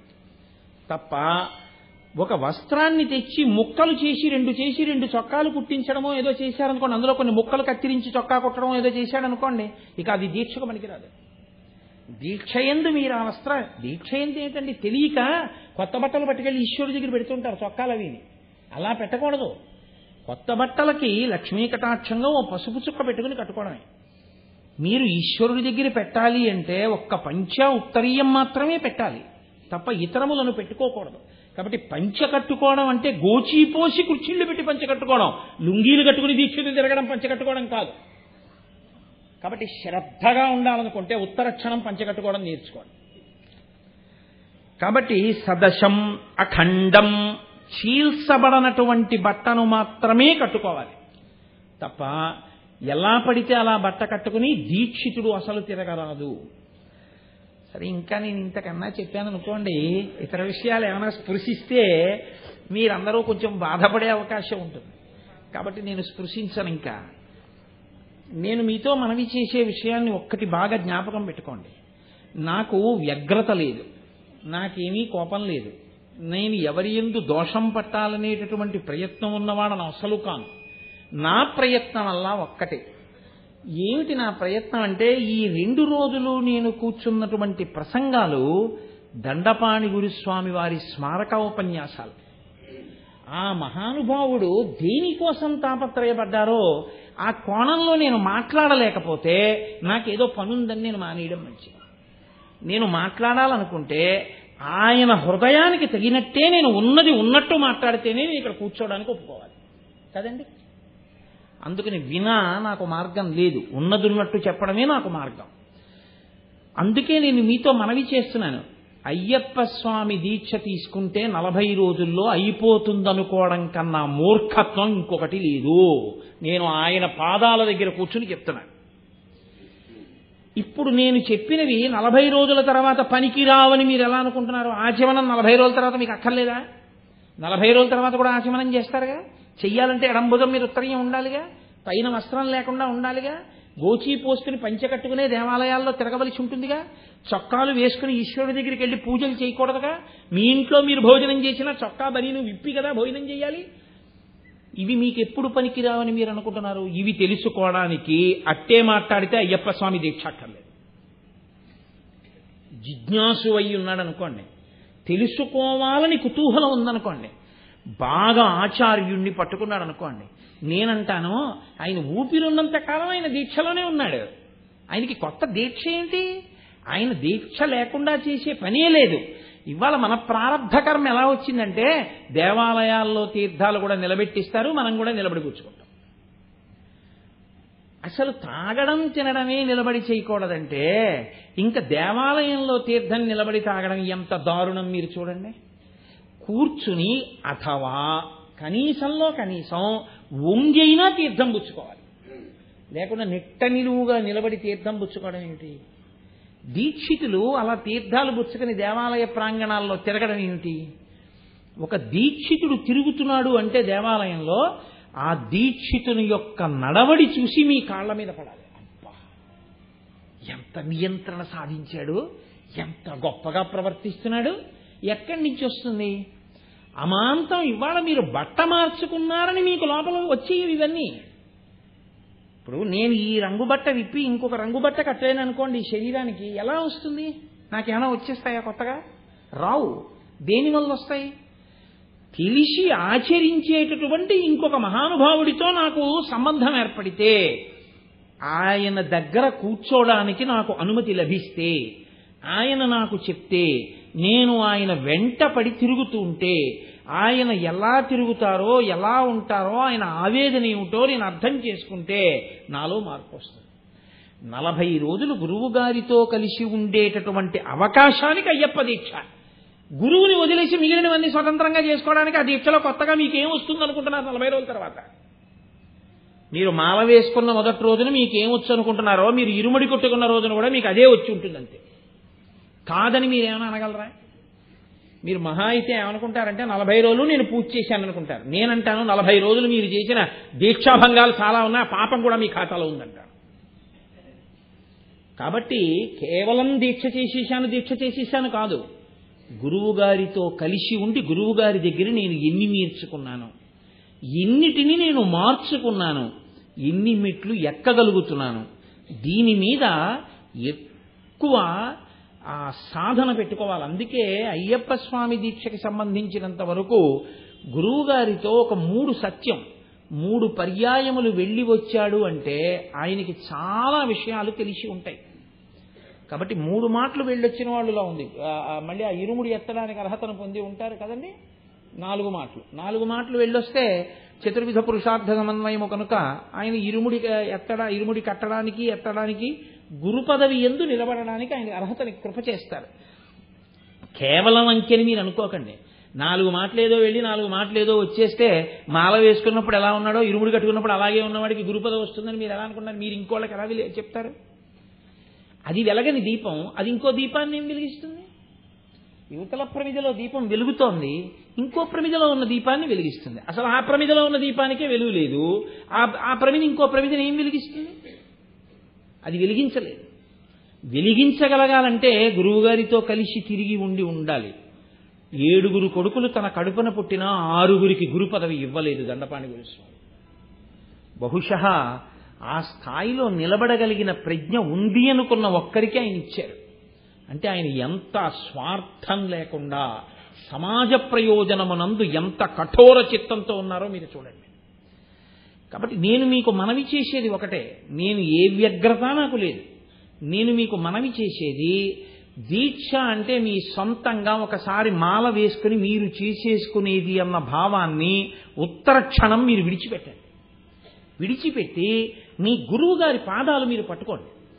పట్టుకుని విసిగించకండి గురువుగారు. అస్తమానం గురువుగారు నేను వచ్చేస్తాను చెప్పు, నేను వస్తాను చెప్పు అంటే ఎంతమందికి గురువు చెప్తారు? దీక్షితుల యొక్క ఉత్సాహం ఎలా ఉండాలంటే, గురువుగారు మేమందరం కూర్చుంటాం, మీరు మాకు ఆచమనం ఎలా చెయ్యాలో చెప్పండి. ప్రతిరోజు సాయంకాలం కూర్చోమంటారా, పొద్దున్న కూర్చోమంటారా, ఎప్పుడు కూర్చోమంటారు? 30 నిమిషాలు కూర్చుందాం. ప్రతిరోజు స్నానం ఎలా చేయాలో చెప్పండి, ఆచమనం ఎలా చేయాలో చెప్పండి, ఎలా లేవాలో చెప్పండి, ఎలా పడుకోవాలో చెప్పండి, మాకు ఇవి నేర్పండి. మీకు ఎందుకు నేర్పరు మీ గురువులని మీరు అనుకుంటున్నారు? నిజంగా మీ గురువులకు అలా నేర్పే ఉద్దేశ్యం మీకు లేకపోతే ఇవాళ అంత తాపత్రయపడి నాలాంటి ఒక పట్టాన దొరికి వస్తానని ఒప్పుకోనటువంటి వ్యక్తిని వెంబడించి పట్టుకుని తీసుకొచ్చి కూర్చోబెట్టి చెప్పించాలని ఎందుకు తాపత్రయపడతారు? అంటే వాళ్ళకి ఉపకారం చెయ్యాలని చాలా తాపత్రయం ఉంది. అందుకోలేకపోతే అది మీ దోషమని నేను చెప్పవలసింది. మీరు ఎంతమంది మాల వేసుకున్నారో వాళ్ళందరూ కలిసి అడగాలి, గురువుగారు మాకు మీరు కృప చెయ్యండి. మీరు ఇది అది అని కూడా అడగండి, వాళ్ళకి తెలిసి ఏం చెప్పాలో చక్కగా కూర్చోపెట్టి చెప్తారు. గురువుగారు చెప్పడానికి గురువుగారు పెద్ద శ్లోకాలు పద్యాలు దండకాలు వచ్చేసిన వాడేం అవక్కర్లేదు. ఆయనకి తెలుసు, విషయాలు నియమాలు అన్నీ తెలుసు. మీరు వినడానికి కూర్చోండి, ఆయన మీకు చక్కగా ఒక్కొక్క నియమం ప్రతిరోజు 30 నిమిషాలు అయ్యప్ప స్వామి దేవాలయ ప్రాంగణంలో లోపలికొచ్చి కూర్చుని ప్రతిరోజు ఇన్ని గంటలకి దర్శనం చేసుకుని కూర్చుని వినడం నేర్చుకుంటాం అని నేర్చుకున్నారనుకోండి, 40 రోజులలో మీకు గురువు గారితో కలిసి తిరగడంలో మీకు ఎన్ని కొత్త విషయాలు వస్తాయో, గురువు గారిని సేవించే భాగ్యం ఉంటుంది. గురువుగారు అలా వెడుతుంటే ఆయన సంచి పట్టుకోవచ్చు, గురువుగారు కారెక్కుతుంటే ఓ డోర్ తీసి పట్టుకోవచ్చు. గురువుగారి శరీరం ఖేదపడకుండా చేసేదే గురు శుశ్రూష. చక్కగా గురువుగారి శుశ్రూష చేసుకోవచ్చు.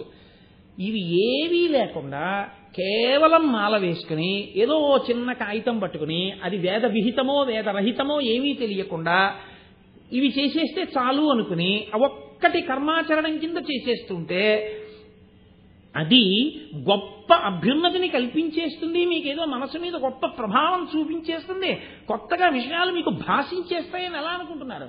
ఏమో ఎక్కడో ఏ మహానుభావుడికో ఒక్కడికి అయ్యప్ప కృపచేత అలా భాషించవచ్చు కాక, అది అందరికీ సంభవం కాదుగా. ఆ అయ్యప్పేగా గురుస్వరూపంలో భూమి మీద తిరుగుతున్నారు. ఆయన పాదములు పట్టుకుని చక్కగా ఆయన దగ్గర నేర్చుకునే ప్రయత్నం చెయ్యండి. మీరు చేసే దీక్ష ఎంత ఉజ్వలంగా ఉంటుందో, మీకు ఎంత ఆనందంగా ఉంటుందో, ఎంత సంతోషంగా ఉంటుందో మీరు ఆలోచన చేయండి. నేను మిమ్మల్ని శాసించట్లేదు, మిమ్మల్ని ప్రార్థన చేస్తున్నాను. మీరు నేను చెప్పింది శాసనం కింద తీసుకోమని నేను చెప్పట్లేదు, నేనిచ్చే సలహా మీకు పనికొస్తుందేమో ఒకసారి ఆలోచించమని చెప్తున్నాను అంతే. కాబట్టి మహానుభావుడు అయ్యప్ప. ఇంకా నేను ఈ దీక్షా నియమములను అక్కడతో విడిచిపెడుతున్నాను. ఎందుకంటే అది ఒకసారి ఆ రుచి చూపించడం వరకే తప్ప దాని కొనసాగింపు నాది కాదు. మీకు ఆచార్యులు ఉన్నారు, వారు ఆ కొనసాగింపుని చూస్తారు. మీ యందు ఆర్తి ఉంటే ఆ కొనసాగింపు మీకు లభ్యమవుతుంది. అయ్యప్ప స్వామి మహానుభావుడు. నేను ఎందుకు ఈ మాట అంటున్నానో తెలుసా అండి? ఒక దేవతాస్వరూపాన్ని పట్టుకునేటప్పుడు ఆ దేవతాస్వరూపం యొక్క గొప్పతనం మీకు బాగా భాషించి ఉండాలి, మీకు బాగా తెలిసి ఉండాలి. ఇప్పుడు ఎవరో వచ్చి మిమ్మల్ని దేని కొరకు అయ్యప్ప స్వామి దీక్ష చేద్దాం అనుకుంటున్నావు అని అడిగారు అనుకోండి, మీ దగ్గర ఏదో ఒక స్పష్టమైన సమాధానం ఉండాలి కదా. ఎందుకు చేద్దాం అనుకుంటున్నాను? నేను అలా కొంతమందిని అడిగి చూశాను.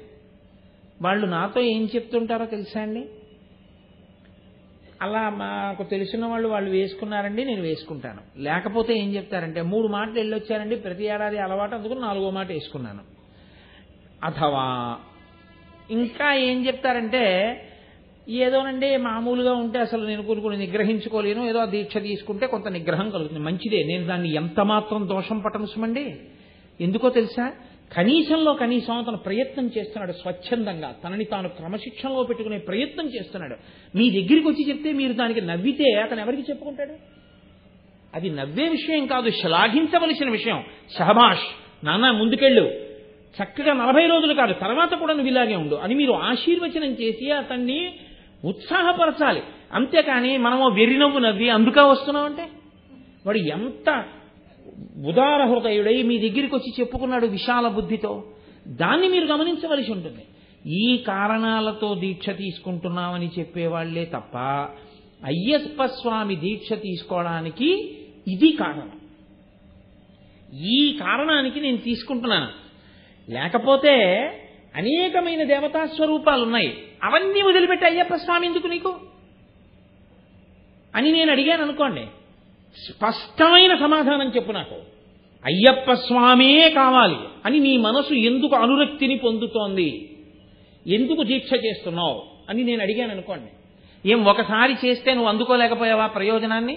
అన్ని మార్లు చేస్తే నీకు కొత్తగా ఏ ప్రయోజనం వస్తోంది? 18 అంకె 10 రెట్టాంబడి ఇవన్నీ నాకు చెప్పకండి. 18 మెట్లు ఎక్కాలండి, అవన్నీ జాగ్రత్తగా దీక్షలు చేసిన వాళ్ళకి. 10 నెట్టాంబడి లోపల మనసుకి సంస్కారం వచ్చిన తర్వాత చేసే పని అది కాదు. ఒకసారి చేసి తృప్తి పొందక రెండవ మాట నువ్వు అందులో ప్రవేశించడానికి స్పష్టమైన కారణమేమి నువ్వు చెప్పగలవా? అది ముందు నీకు లోపల రావలసిన ప్రశ్న. అసలు ఆ ప్రశ్న అంటూ ఒకటి ఏర్పడితే అయ్యప్ప స్వామి దీక్ష తీసుకోవడానికి నీకు పరిపూర్ణంగా లోపల మనసుకి ఆనుకూల్యత ఏర్పడింది అని గుర్తు. అయ్యప్ప స్వామికి శాస్త్రాలలో ఉన్న పేరేమిటో తెలుసా అండి? ఆర్యన్ ఆయన పేరు. ధర్మశాస్త్ర, భూతనాథుడు, అయ్యప్ప. అయితే లోకంలో ఉండేటటువంటి విషయం ఏమిటంటే కొంచెం తేలికగా ఉండేది 10 మంది పలికేది ఏదో అది ప్రచారం అవుతుంది. అసలు యథార్థమునకు మీరు జాగ్రత్తగా పురాణాల లోతులను పరిశీలనం చేస్తే స్కాందాది పురాణములను ఆయన పేరు ఆర్యన్. ఆ పేరున్నవాడు ఇంకొకడు లేడు.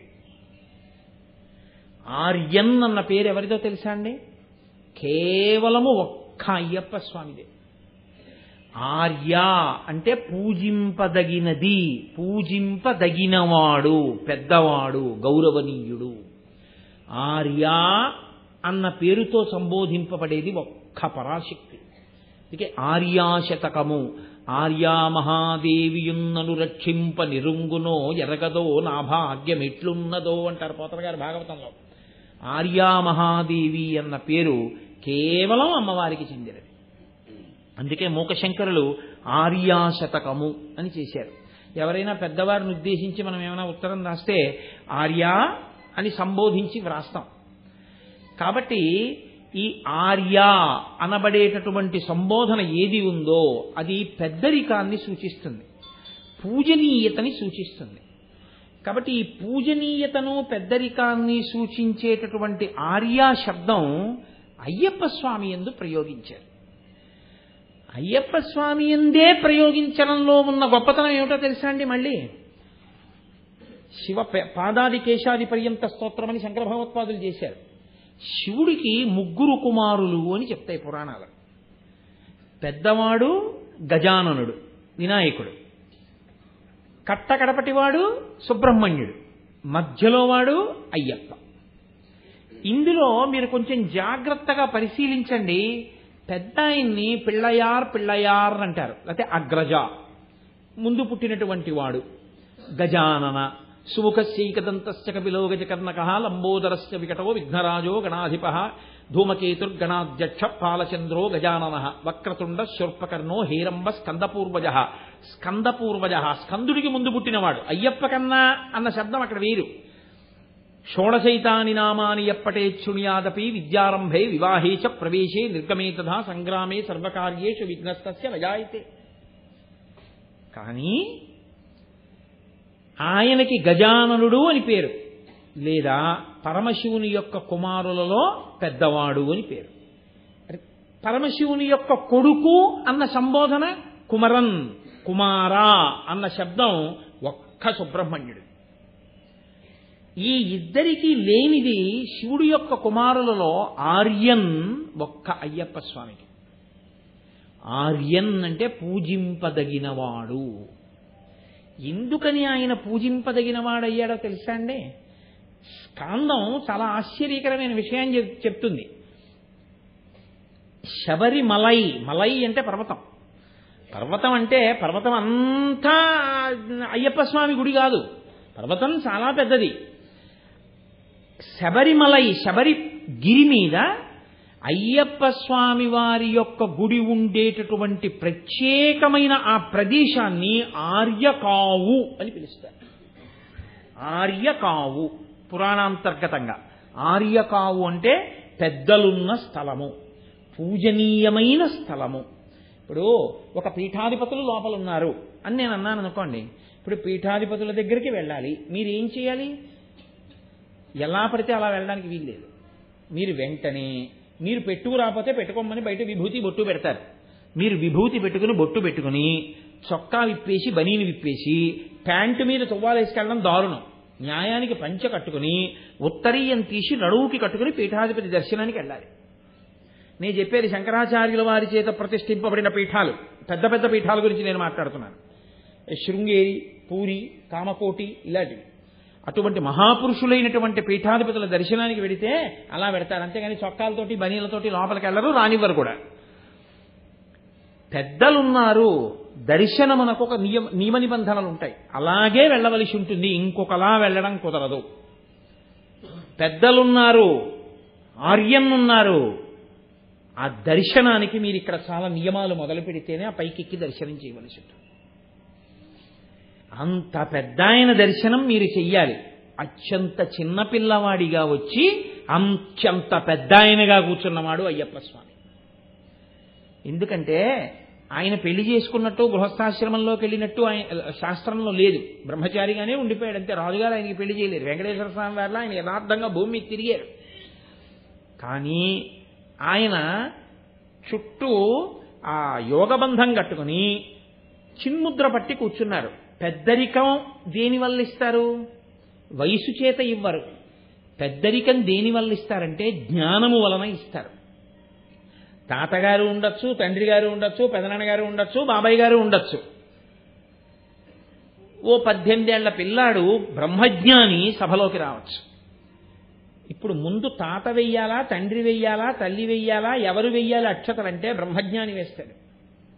వయస్సుని బట్టి కాదు నమస్కారం, జ్ఞానాన్ని బట్టి నమస్కారం. జ్ఞానమున్నవాడికి ముందు నమస్కారం ఉంటుంది.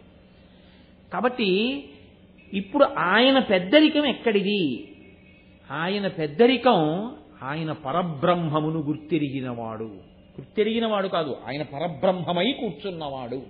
అందుకే తత్వమసి మహావాక్యమునకు రూపకల్పనయే ఆర్యన్. అందుకే ఆయన పైన తత్వమసి అని రాసున్నాడు. తత్ త్వమ్ అసి, అది నీవై ఉన్నావు. నేను దీక్ష పట్టొచ్చాననుకుంటున్న నువ్వు నా దర్శనానికి వచ్చానని నువ్వు అంటున్నావే, ఈ నేను రెండు కాదు ఒక్కటే. ఇది తత్వమసి. ఈ స్థాయికి నువ్వు ఎదిగి వచ్చేస్తే, ఆ స్థితికి వెళ్ళిపోతే పూర్ణాహుతి తీసుకెళ్లి కొబ్బరికాయ అగ్నిహోత్రంలో పారేస్తున్నావు. కాబట్టి నువ్వే అయ్యప్పవయ్యావు, నువ్వే పరబ్రహ్మమయ్యావు. ఈ స్థాయి వరకు తీసుకెళ్లగలరు ఆయన. కాబట్టి ఆయన ఆర్యన్, పెద్ద ఆయన కూర్చున్నటువంటి స్థానం అది. వయస్సు చేత కాదు, ఆయన యొక్క పరబ్రహ్మశక్తి చేత. అటువంటి మహానుభావుడు అక్కడ కూర్చునున్నాడు. ఇప్పుడు లౌకికం వేరు, పురాణం వేరు, ఆగమం వేరు, పూజా విధానం వేరు. పూజా విధానం దగ్గరికి వచ్చేటప్పటికీ ఆయనకి భార్యలు ఉన్నారు. భార్య అంటే శక్తి. మీరు ఎప్పుడూ ఒకటి జ్ఞాపకం పెట్టుకోవాలి, శాస్త్రమునందు భార్య నిజంగా స్త్రీ స్వరూపము కాదు. అలా అయితే వినాయకుడికి సిద్ధి బుద్ధి భార్యలంటే ఓ 2 పెళ్ళాలు ఉన్నట్టు, కృష్ణుడికి 8 భార్యలు ఉన్నారంటే 8 మంది నిజంగా ఆయన భార్యలైనట్టు, పరమశివుడికి పార్వతీదేవి భార్య అంటే ఏదో ఆయనకి నిజంగా భార్యలైనట్టు, శ్రీ మహావిష్ణువుకి శ్రీదేవి భూదేవి భార్యలంటే నిజంగా ఆయనకో 2 పెళ్ళాలున్నట్టు అలా మీరు భావన చేయకూడదు. అవి ఆయన అనుగ్రహము వ్యక్తమయ్యేటటువంటి శక్తులు. వినాయకుడికి సిద్ధి బుద్ధి అన్నాను అనుకోండి, మీకు బుద్ధినిచ్చి సిద్ధినిస్తాడని గుర్తు.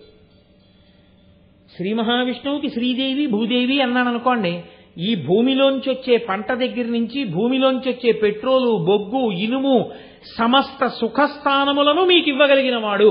భూమిని శ్రీ ఐశ్వర్యంగా మార్చి మీకు అనుభవంలోకి ఇవ్వగలిగినటువంటి శక్తి ఆయన వశంలో ఉంటాయి. కాబట్టి శ్రీదేవి భూదేవి ఆయన భార్యలు. శక్తి స్వరూపమైన పార్వతి అంటే ఆదిశక్తి, శక్తులకు శక్తి ఆయన వశంలో ఉంటుంది పరబ్రహ్మస్వరూపంగా పరమశివుడికి. అది భార్య అంటే అర్థం. అంతేకాని మరి పెళ్లి అవ్వలేదంటున్నారు కదండి, మరి అయ్యప్ప స్వామికి భార్య ఎక్కడండి అన్న ప్రశ్న తేకూడదు. ఆయనకెవరు భార్యలు? పూర్ణ పుష్కళ, పూర్ణ పుష్కళాంబా సమేత శ్రీ అయ్యప్ప స్వామి పరబ్రహ్మణే నమో నమః అంటాం. పూర్ణ పుష్కళ అంటే అర్థం ఏంటి? పుష్కళముగా ఉన్నవాడు. పుష్కళం అంటే ఇంకా ఎన్ని రకాలు ఉండాలని మీరు అనుకుంటున్నారో, ఎన్ని సుఖస్థానములు కావాలని మీరు అనుకుంటున్నారో అవన్నీ ఆయన దగ్గర ఉన్నవాడు. అంటే అండి, అయ్యప్ప స్వామి వారి దగ్గర కారులు ఉంటాయా? నాకు కారు కావాలంటే ఇవ్వడానికి. అయ్యప్ప స్వామి వారి దగ్గర నా కొడుక్కి ఉద్యోగం కావాలంటే అపాయింట్మెంట్ ఆర్డర్లు ఉంటాయా అంటే, నేను మీకు ఒక మాట చెప్తాను, బాగా గుర్తుపెట్టుకోండి. ఇది తత్వ పరిశీలనము అన్న మాటకు అర్థం. అందుకే గురువు గారి కాళ్ళు పట్టుకోండి అని నేను మీతో మనవి చేసేది. అది గురువు చెప్తారు మీకు. అది ఇరుముడి కట్టుకోవడానికి యోగ్యత రావడం అంటే. లేకపోతే అసలు ఆ నెయ్యి పోసుకున్న కొబ్బరికాయ పట్టుకుని వెళ్ళడానికి మీకు అర్హత ఎక్కడి నుంచి వస్తుంది అగ్నిహోత్రంలో వేయడానికి? కాబట్టి ఇప్పుడు ఆయన చేతిలో అన్నీ పుష్కలంగా ఉండడం అన్న మాటకు అర్థం ఏమిటో తెలుసా అండి? ఒకటే గుర్తుపెట్టుకోండి, మీకు చెరుకు కావాలి, ఎక్కడి నుంచి రావాలి? భూమిలోంచి రావాలి. మీకు వరి కావాలి, భూమిలోంచి రావాలి. గోధుమలు కావాలి, భూమిలోంచి రావాలి. బార్లీ కావాలి, భూమిలోంచి రావాలి. యాపిల్ పండు కావాలి, భూమిలోంచి రావాలి. తోటకూర కాడ కావాలి, భూమిలోంచి రావాలి. కాదు, నాకు కారు కావాలి, కారును తయారు చేయడానికి కావలసిన ఇనుము భూమిలోంచి రావాలి. కారు పరిగెత్తడానికి కావలసిన పెట్రోల్ భూమిలోంచి రావాలి. కాబట్టి ఇవన్నీ కూడా భూమిలోనే ఉన్నాయి. సుఖము అన్నీ ఉన్నాయి, ఊపిరి అందట్లేదు. ఏమన్నా సుఖం ఉందా? ఊపిరి అందేటట్టు, అసలు ఊపిరి రూపంలో వాయువుని లోపలికి వెళ్ళి పైకి వచ్చేట్టు చేయగలిగిన వాయువు ఆయనది. అందుకే మీరు ఒకటి బాగా గుర్తుపెట్టుకోండి, మీరు ఎన్నైనా చేయగలరేమో, ఇన్నిటిని చేయడానికి కావలసిన అణువుల్ని మాత్రం మీరు తయారు చేయలేరు. పరమాణువు ఏముందండి అంటాం, కానీ ఆ పరమాణువుని చేసిన వాడు ఈశ్వరుడు, మీరు చేయలేరు.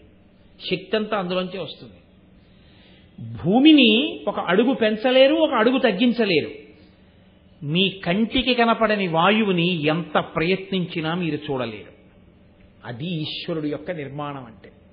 ఇప్పుడు ఆయన పుష్కళ అంటే ఏముండాలనుకుంటున్నారు? కార్లు ఉండాలా, అపాయింట్మెంట్ ఆర్డర్లు ఉండాలా? ఈ 5 ఆయనవై ఉన్నాయి. కాబట్టి ఇప్పుడు మీకు చెరుకు కావాలా? బాగా ఆయన ఇవ్వగలడు, భూమిని ఆదేశిస్తాడు. మీకు వరి కావాలా? ఆయన ఇస్తాడు, పంట ఎంత కావాలంటే అంత.